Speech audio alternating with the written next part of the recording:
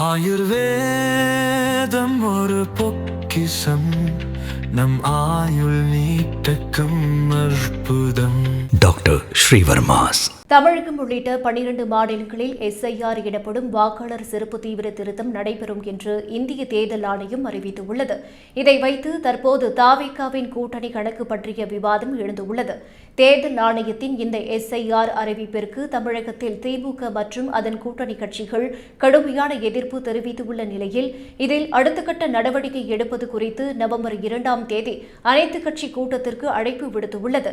அதேபோல தமிழகத்தில் அங்கீகரிக்கப்பட்ட கட்சிகளுக்கான அனைத்து கட்சி கூட்டத்தை 29ஆம் தேதி தேர்தல் ஆணையம் கூட்டியுள்ளது. இந்த கூட்டங்களை வைத்து தாவேகாவின் கூட்டணி கணக்குகளை முடிச்சு போட்டு விவாதம் எழுந்துள்ளது. அதன்படி இந்த கூட்டங்களில் பங்கேற்கும் தாவேகா எஸ்ஐஆரை ஆதரிக்குமா அல்லது எதிர்க்குமா? எஸ்ஐஆரை ஆதரித்தால் பாஜக அதிமுக உடனான கூட்டணி தாவேகா தயாராகிறது என்றும், எஸ்ஐஆரை எதிர்த்தால் பாஜக அதிமுக கூட்டணி வேண்டாம் என முடிவெடுத்து விட்டது என்றும் அர்த்தமாகும் என பேச்சுகள் எழுந்துள்ளது.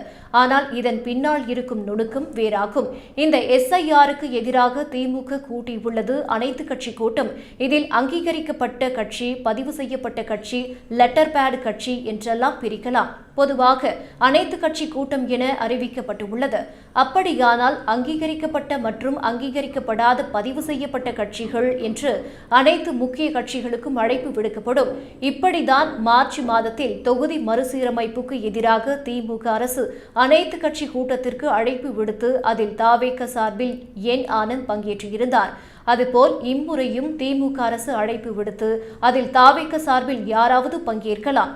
ஆனால் தேர்தல் ஆணையம் கூட்டியுள்ள அனைத்து கட்சி கூட்டத்திற்கு தாவேகா அழைக்கப்பட வாய்ப்பில்லை. காரணம், அது அங்கீகரிக்கப்பட்ட கட்சிகளுக்கான கூட்டம் என தேர்தல் ஆணையமே அறிவித்துள்ளது. இதனால் அங்கு தாவேகா பங்கேற்காது. அதனால் அதனுடைய கருத்தும் பதிவாகாது. திமுக நடத்தும் அனைத்து கட்சி கூட்டத்தில் வேண்டுமானால் தாவேகா பங்கேற்று எஸ்ஐஆர் பற்றிய தனது நிலைப்பாட்டை அறிவிக்கலாம். அந்த நிலைப்பாட்டின் மூலம் கூட்டணி பற்றிய தாவேகாவின் நிலைப்பாடு உறுதியாகிறதா என்றால் அதுவும் உறுதி கிடையாது. எஸ்ஐஆரை முன்பு எதிர்த்திருந்த தாவேகா இம்முறையும் எதிர்க்கலாம் அல்லது ஆதரிக்கலாம். அது கூட்டணிக்கான அச்சாரமாகவோ திசையாகவோ இருக்காது. ஏனென்றால் தேர்தல் கூட்டணி என்பது கொள்கை அடிப்படையிலானது அல்ல, கள யதார்த்தம் என்றும் பரஸ்பர லாபம் பற்றியது. எஸ்ஐஆரை தற்போது எதிர்த்துவிட்டு கூட பின்னர் அதிமுக பாஜக கூட்டணியை விஜய் தேர்வு செய்யலாம் என அரசியல் வல்லுநர்கள் தெரிவித்துள்ளனர்.